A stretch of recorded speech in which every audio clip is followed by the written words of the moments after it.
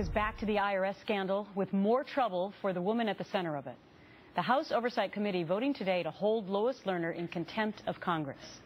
The committee frustrated with her for refusing to testify and answer questions about the Tea Party targeting scandal.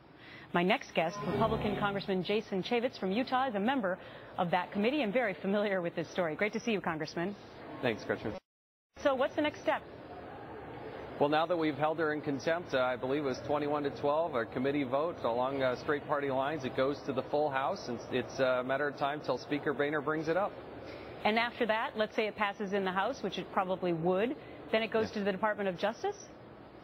That's the idea, and hopefully they will enforce this. Look, I think it's crystal clear that she waived her Fifth Amendment rights. She was in contempt. She had a duly issued subpoena. They should pursue that, but the courts are probably going to be the remedy. Mm-hmm. So according to what you were discussing today when you came to this final decision, this is one of the quotes: "The most troubling new evidence are documents showing that Ms. Lerner actively corresponded with liberal campaign finance groups, Democracy 21 and the Campaign Legal Center." Yeah. What did you get from that? What did she do, allegedly?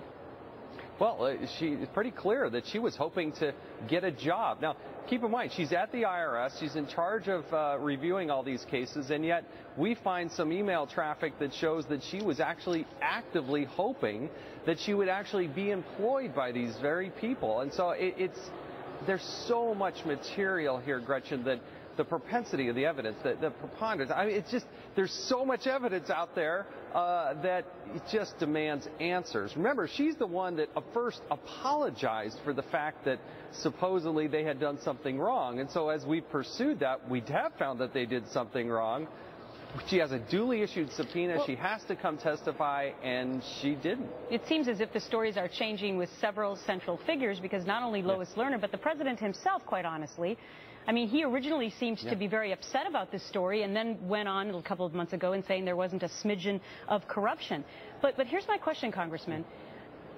What's the likelihood that Eric Holder's going to actually do something about this? Because, I mean, Congress held him in contempt, and that remains open. I just don't see it happening there.